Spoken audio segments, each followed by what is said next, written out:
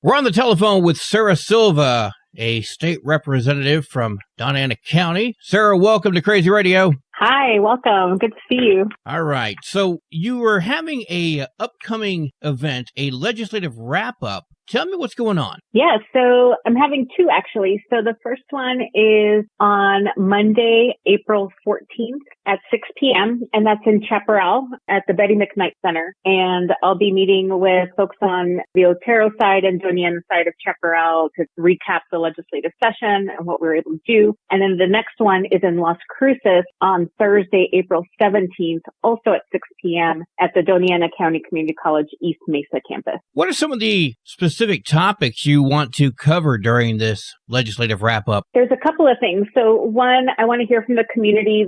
Folks have a lot of interest and specific issues they want to talk about. One that I want to bring to folks' attention is I was able to sit on the House Finance and Appropriations Committee and on Tax and Revenue. So the two big money committees I was a member of, and we, through that, were able to pull about $4 million for the Otero County Public Safety Facility. Sheriff David Black and I have been working really hard to pull some money together, and we were able to get $4 million to start a sheriff substation, fire station, EMS, animal control, and road maintenance, all in Chaparral on the Otero side of the county. And we were able to raise almost half of the funding we need for that facility. So that's really exciting. The other is we were able to secure more money to raise teacher salaries by 4% across the board. So teachers and staff at our public schools are going to get a raise. That's a big deal for our smaller communities where that's, the big job to have is our teachers.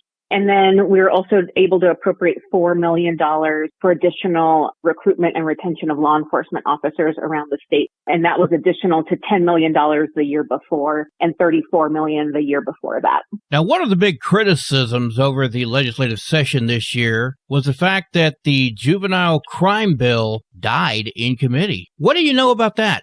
Yeah, there were a number of juvenile bills that were addressing juvenile crime in and around the state, and many of them did not get out of committee. I did not see any of those juvenile crime bills in any of my committees. I did vote for one, I believe, on the House floor. And I think what we want to do is make sure that our officers are getting compensated enough and fairly so that we're competing with our neighboring states. I think there's a number of issues that can address juvenile crime and even workforce development.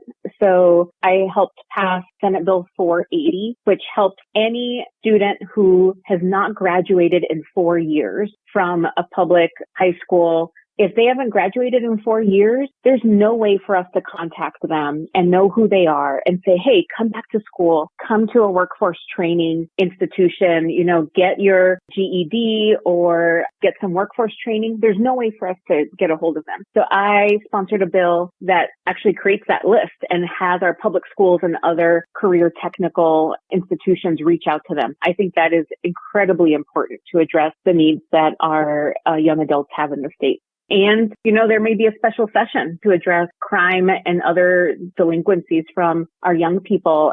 I'm not against it. I, as a freshman, am learning some of the new policies around juvenile crime. I'm really glad that our district attorney in Doñana is using the full force of his office to find justice for the victims and families here in Las Cruces after the mass shooting we experienced. Making sure that we're working really closely with our district attorney's offices are really important as well.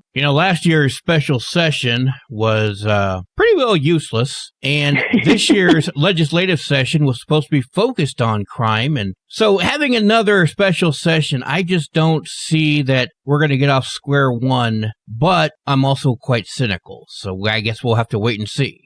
All right. So you have your events coming up. I love meeting with folks in our community, even if there's some hard things and hard truths I have to hear or stories I haven't heard before. And so I welcome folks to come out. If you're not able to come out, I encourage you to visit my website, newmexicansforsarah.com, and you can send me a message there. My cell phone is on there. I try to make myself as available as possible to help folks be heard. And so I'm looking forward to also spending spending more time in Otero County and coming out to Alamogordo and meeting folks out there. Even though I represent a small portion of Otero County, it's grown a big place in my heart. So I'm looking forward to spending more time out there. State House Representative Sarah Silva, thank you so much for joining us. Thanks for having me. I appreciate it.